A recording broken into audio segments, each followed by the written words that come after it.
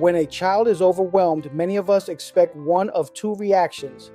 We expect a fight, yelling, hitting, pushing back. Or we expect flight, running away, hiding, escaping the situation. But some children do neither. They go quiet. They stop moving. They don't respond at all. And when this happens, it can be confusing and worrying. Parents may wonder if their child is ignoring them, being stubborn, or emotionally shutting down. Today, we're talking about why some children freeze instead of fight or flight, and why this response is not a failure, a choice, or behavior problem. This video is for education and reassurance, not diagnosis or guaranteed outcomes. Ready? Because this is a Kind Parent Collective, less perfect parent, more real one. The 3 stress responses simply explained. Most people are familiar with fight or flight. These are the body's natural survival responses to stress or danger. Fight prepares the body to push back. Flight prepares it to escape. But there's a third response that's talked about less often: freeze. Freeze happens when the body doesn't feel safe fighting or running away. Instead, the nervous system slows things down. Muscles may feel heavy, words may disappear, movement may stop. For children, freeze is not a conscious decision, it's an automatic response from the nervous system. What the freeze response looks like in children. In children, freeze doesn't always look dramatic. It can look like staring off, going silent, not answering questions, or seeming checked out. Some children stop responding altogether. Others may appear calm on the outside while feeling overwhelmed inside. This response is often misunderstood because it's quiet.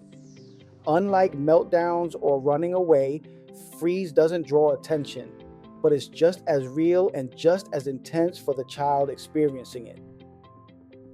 Freeze is about safety, not behavior.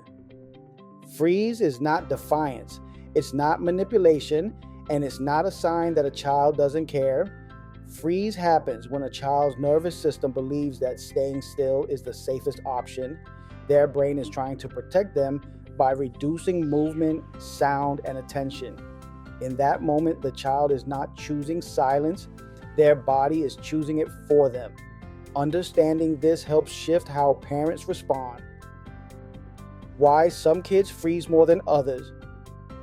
Not all children respond to stress the same way. Some are more sensitive to sensory input. Some process emotions deeply. Some take longer to feel safe again after stress. Children who are neurodivergent, highly sensitive, anxious, or easily overstimulated may be more likely to experience freeze. This doesn't mean something is wrong with them. It means their nervous system is wired to protect them in this particular way. Freeze can be triggered by everyday moments. Freeze doesn't only happen during big or scary events. For children, it can be triggered by things that seem small to adults. Being asked too many questions, being corrected in front of others, unexpected changes, loud environments, feeling rushed or pressured. When too much happens too quickly, a child's system may decide that stopping is safer than reacting. Why talking more often makes freeze worse. When a child freezes, adults often try to help by talking more. We ask questions, we give instructions, we encourage, we explain. But for a child in freeze, language can feel like more input on an already overloaded system. The brain may not be able to process words at all in that moment. This is why children in freeze often don't respond to questions or reassurance, not because they don't understand, but because their system isn't ready. Freeze can look like ignoring, but it isn't. From the outside, freeze can look like ignoring, stubbornness, or refusal. A child may not answer, move, or respond even when spoken to directly. But internally, the child may be very aware of what's happening. Their body just doesn't feel safe enough to respond. This is one of the hardest parts for parents because it looks like a choice, but it isn't. What not to do, during a freeze response. When a child freezes, certain responses can increase stress even when they're well-intended. Repeating questions, demanding eye contact, raising your voice, or insisting on immediate responses can all signal more pressure to the nervous system. In freeze, the goal isn't compliance or communication. The goal is safety. What helps a child come out of freeze? Children often need time and safety to come out of freeze. Calm presence matters more than instructions or explanations. Sitting nearby, lowering your voice, reducing stimulation, or simply staying close without demanding interaction can help signal safety. Some children need physical closeness, while others need space with connection still present. There's no single right way. What matters most is that the child feels unpressured and supported.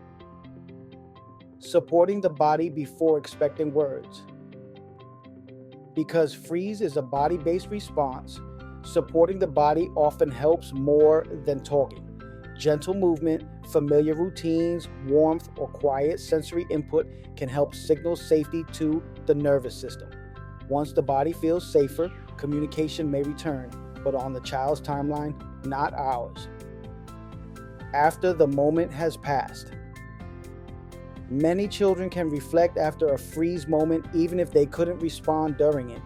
Later, they may be able to talk, draw, or play out what they experienced. This is often the best time for gentle conversations, not in the middle of the freeze, but after safety has been restored. What professionals often share about freeze.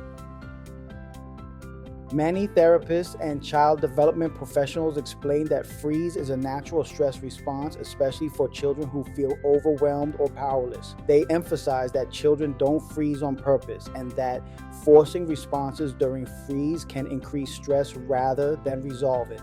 This understanding helps parents respond with compassion instead of correction. When to observe patterns without panic.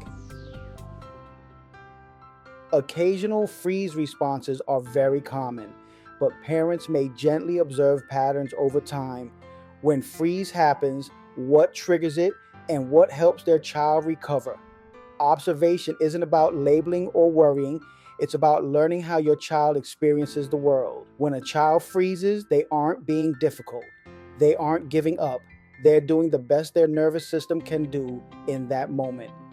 Freeze is a signal, not a problem to fix.